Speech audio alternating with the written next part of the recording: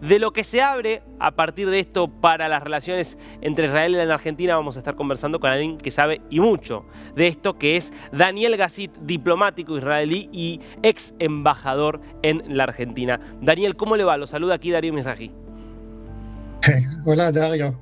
En Israel, bueno, el sentimiento es un poco pesado, pero nos da alegría esta conversación entre el primer ministro Netanyahu y el presidente electo Milei. Nos llena de alegría. Necesitamos todo el apoyo en esta guerra que manejamos ahora en contra del terrorismo y contra el radicalismo islámico. La gente en el mundo libre no entiende lo que está en cuenta en esta guerra. No es una guerra solamente contra una organización terrorista que tiene como rehenes a 2 millones de palestinos, como usted bien dijo, y 130 secuestrados israelíes. Es una guerra contra una organización que quiere, con apoyo de muchos, inclusive lo de Irán, más que todo, establecer un califato, un país, un Estado islámico sobre todo el mundo bajo las leyes de Sharia, del Islam fundamentalista. Este es un tipo de guerra, no es una guerra por la liberación de Palestina, como quieren decir otros, es una guerra, puede decir una guerra de civilizaciones, guerra del mundo libre contra el ensayo de hacer una dictadura radical en todo el mundo. Eso lo declaran ellos de su misma boca. Esta es su intención. No Estado palestino, sino un Estado islámico que abarca a todo el mundo con sus leyes radicales, con sus leyes de cortar manos y cortar cabezas y todo lo que ISIS jamás significa. Argentina mismo ya conoció un poco de este terror islámico iraní en Buenos Aires 2 veces, entonces sabe lo que está en juego, y el apoyo del presidente electo significa mucho para nosotros porque necesitamos todo el apoyo y todo el entendimiento del mundo en lo que se trata de esta guerra. ¿Cómo analiza justamente ese apoyo en el contexto de América Latina? Porque la verdad es que Israel ha recibido un apoyo masivo cuando vamos a las democracias más estables y más desarrolladas, Estados Unidos, Canadá, Europa. Ahora, la verdad es que en América Latina ha habido algunas expresiones no tan agradables, digo, lo que planteó Bolivia de romper relaciones, ni hablemos de Venezuela o Nicaragua, que son aliados de Irán, pero incluso países como Colombia, con las declaraciones de Petro, como Chile, con algunas declaraciones de Boric, también con las posiciones no tan claras de Brasil y de México. Digo, en ese contexto de América Latina, ¿qué significa que aparezca que en un país como Argentina haya un presidente con un apoyo tan claro hacia Israel? Como dije, es muy importante, tenemos amigos, y no pienso que tenemos enemigos, tenemos gente que no, o políticos, que por razones políticas internas, por falta de entendimiento, no apoyan por el momento a Israel.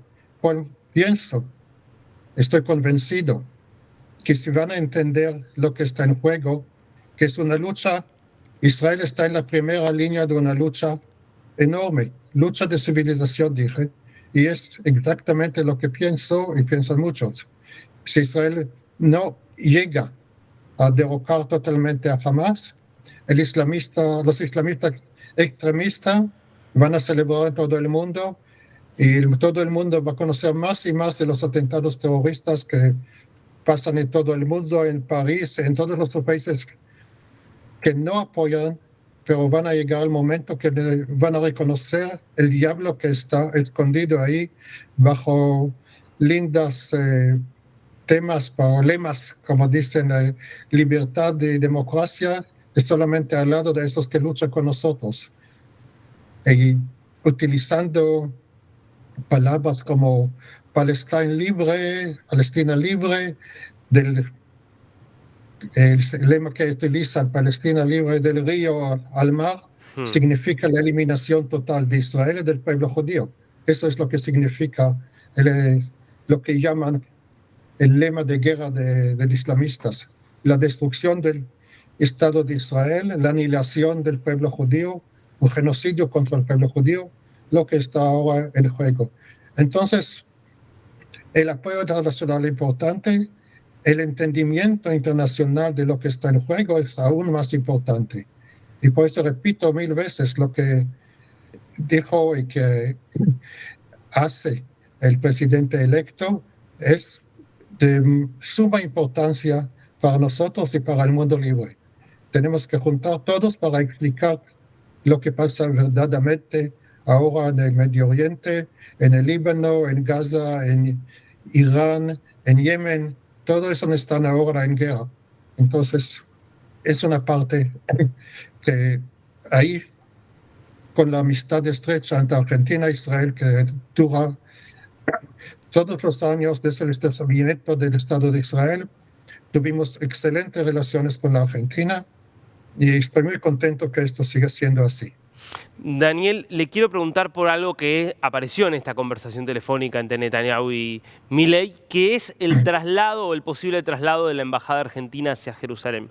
Me gustaría que nos cuente y que le cuenten a quienes nos están viendo qué significa, qué importancia le da Israel al hecho de que se reconozca a Jerusalén como su capital y que los países decidan, por tanto, trasladar hacia allí sus embajadas.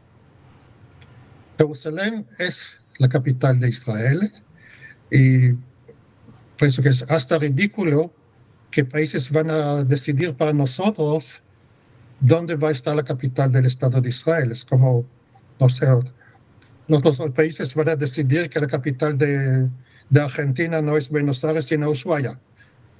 Es exactamente lo mismo. Entonces, Jerusalén es la capital no solamente del Estado de Israel, es capital del pueblo judío de miles y miles de años.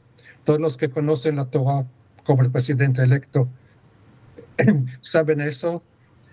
Es la capital del pueblo judío y del Estado de Israel.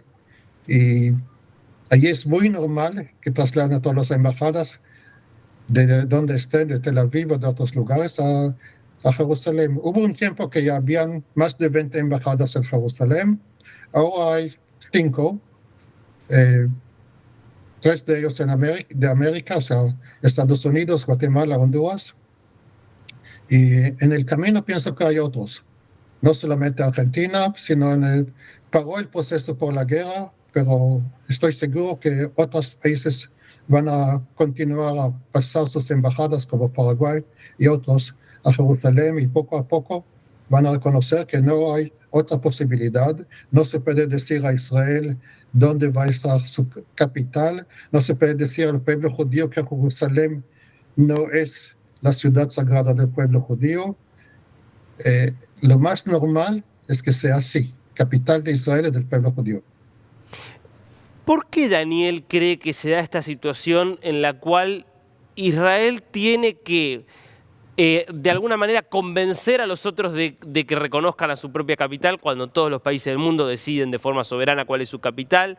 Y algo parecido ocurre también con el hecho de que todo el tiempo tiene que persuadir también Israel a los otros de su derecho a defenderse cuando es lo más natural del mundo y a otros países no se le exige. ¿Por qué pareciera que hay un estándar o una vara que sobre Israel es mucho más alta que para cualquier otro país? Usted me pregunta a explicar, difícil para mí, o sea, yo muy poco entiendo por qué todo el mundo no entiende las cosas que son más normales, más fáciles de explicar, como el derecho del pueblo judío de tener su Estado independiente, como el derecho del pueblo judío de tener su capital en Jerusalén. Hay muchas explicaciones de antisemitismo, de historia diplomática, de presión de países árabes, muchos intereses en juego, bastante intereses en juego. Está lo que llaman los palestinos, que dicen que Jerusalén es suyo, que el templo judío nunca existió, que cambian toda la historia mundial, porque si el templo judío no existió, ¿qué pasó con Jesús, por ejemplo? ¿En qué templo entró él? Pero cuando está en lucha contra mentiras, contra ideologías que no tienen nada que ver con la lógica, con fanatismo religioso que no tiene nada que ver con la realidad de la historia mundial, es difícil. O sea, no es una cosa que puede explicar lógicamente a gente que no tiene la misma lógica que usted, que su pensamiento es totalmente abarca otros caminos. Entonces, este es el problema de Israel en todo el mundo, inclusive esta guerra. Explicar la cosa más simple, que estamos en lucha contra el terror y la gente no entiende. Daniel, ayer la Cancillería israelí actualizó, en relación con esto, además de la lucha contra el terror y cómo una lucha contra el terror que no se circunscribe Israel a Gaza, actualizó las recomendaciones de viaje para sus ciudadanos en el mundo y hubo una decisión de elevar el nivel de riesgo en 80 países. Podemos ver el mapa, así quedó exactamente el mapa actualizado. Muchos países que estaban en verde pasaron a estar en amarillo, ahí sí está Brasil, está Argentina. Y esto tiene que ver con la amenaza que se está viendo desde Israel de que pueda haber atentados y ataques por parte de grupos terroristas alineados a Irán. Hubo, de hecho, hace algunas semanas se desactivó en Brasil una célula terrorista de Hezbollah o vinculada a Hezbollah que pensaba realizar ataques en sinagogas. Con esto sobre la mesa me gustaría preguntarle cómo cree que debería responder justamente los países de América, por ejemplo, ante esta amenaza de que vuelva a aparecer el terrorismo como ocurrió en Argentina en los 90, ¿no? La amenaza de terrorismo existe desde hace mucho tiempo. La cabeza está en Irán, que lidera, maneja, financia. No hay terror sin financiamiento, por ejemplo. Entonces, este mapa demuestra lo que puede pasar en el mundo. Empiezan con terror contra no solamente israelíes, sino contra judíos, como se dijo, sinagogas, centros comunitarios, escuelas, todo que es judío es bueno para hacer un acto terrorista o para matar judíos en la calle. 80 países y más. Es una mapa que demuestra hasta dónde llega el terror en todo el mundo y hasta en qué dimensión puede tener si Israel no tenga éxito en su lucha contra el terror. Esto va a abarcar no solamente a los judíos, sino a todo el mundo. Como hace ahora, ataquen en Francia, en Alemania, en Italia, atacan sin ninguna razón porque así dice sus líderes radicales que hay que matar a todos los que no son musulmanes o que no quieren aceptar al Islam o que alguna vez había un país islámico ahí, entonces hay que devolver como España. España que tiene un sentimiento anti-israelí, pero es la primera en el mapa del imperio islamista futura, porque una vez estaba bajo el poder islámico, entonces tiene que volver a ser islámica, así dice.